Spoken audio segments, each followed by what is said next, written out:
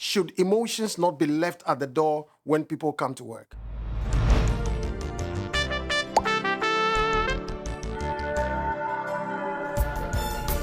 A very warm welcome back to the L2X platform with me, Henry Bai.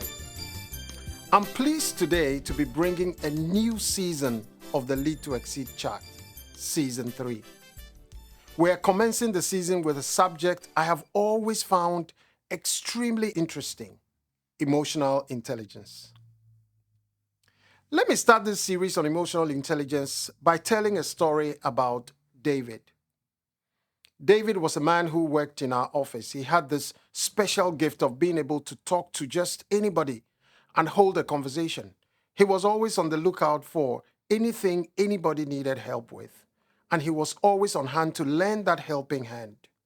He told many stories and had this amazing ability to lift up anybody's day with a little kindness and a little story. Recently, a colleague spoke about him after he moved to another firm and said, "I miss him because he had a way of making my day each day." David was not the CEO of the company or the head of HR, but he was a retired career person who had taken up a cleaning job in our office. It is to David I dedicate this series of conversations on emotional intelligence because his impact stands out as someone with one of the highest emotional intelligence I have ever met. So let me start this series with some questions. Is there really a place for emotions at work? Should emotions not be left at the door when people come to work? Why should leaders at work and in social settings bother at all about emotions? The response to all these three questions is that human beings are fundamentally emotional beings, and ignoring the place of emotions in our social and corporate interactions is to refuse to acknowledge the very humanity of humans. Emotional intelligence as a subject of special interest to leaders has achieved a heightened importance for a number of reasons. The surge of mental health related issues, including stress and anxiety, the demand for authentic leaders by workers, regulators, and society at large during the COVID pandemic. Now, in the 1990s, a man called Daniel Goleman lifted the subject of emotional intelligence and put it on center stage when he identified emotional intelligence as an important workplace competency.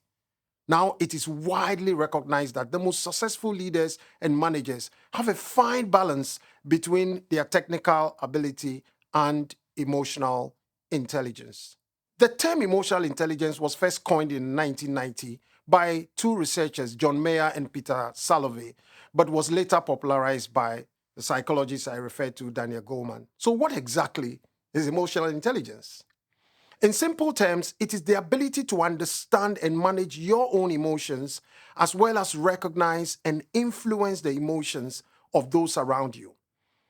In this practical definition of emotional intelligence, there are two key parts to the conversation: yourself and the others you impact. An important dynamic in leadership is impact. This means that emotional intelligence is very central to the success of every leader.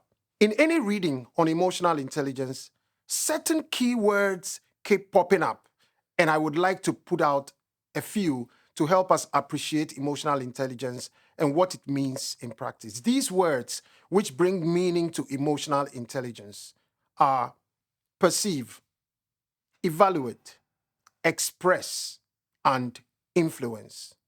Emotional intelligence means, first of all, perceive or identify emotion in others and yourself. Secondly, evaluate those emotions in yourself and others.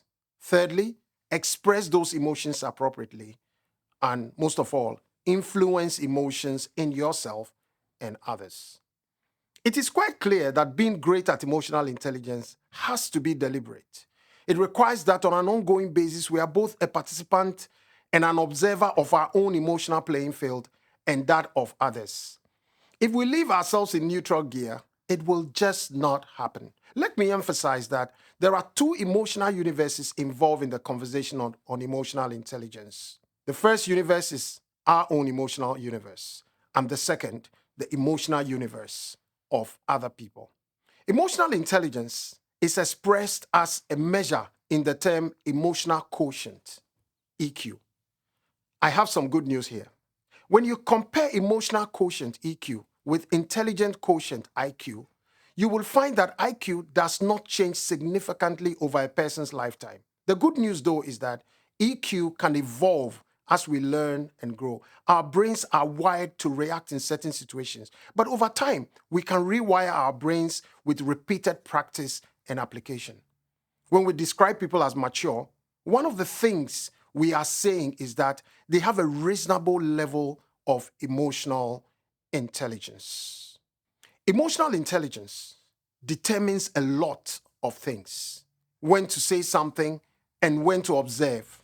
When to say and when to only ask questions. When to show emotion and when to hold back emotion. When to share a joke and when to hold back from humor.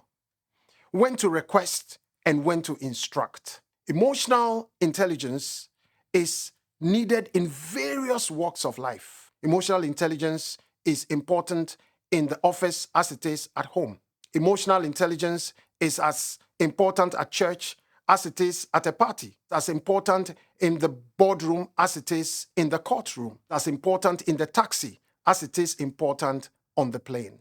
Emotional intelligence is as important in a meeting as it is on the sports field.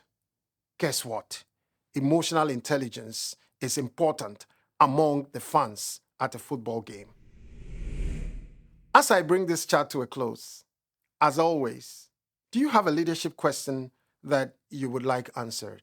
Have you heard anything in this chat that has triggered a thought on your mind that you would like to explore a bit more? Or is there just a subject that you would like us to touch on or talk about? If you answered yes to any of these questions, then by all means, shoot a question or suggestion at us via this channel or the email on your screen. And don't forget to like, comment, share, and subscribe to this channel. Also, hit the notification or bell button so that you will be the first to know when we share new content. This has been me, Henry Baye, on the Lead to Exceed chat. Lead to Exceed, inspiring leaders, multiplying impact. Watch out for our next chat on the series on emotional intelligence.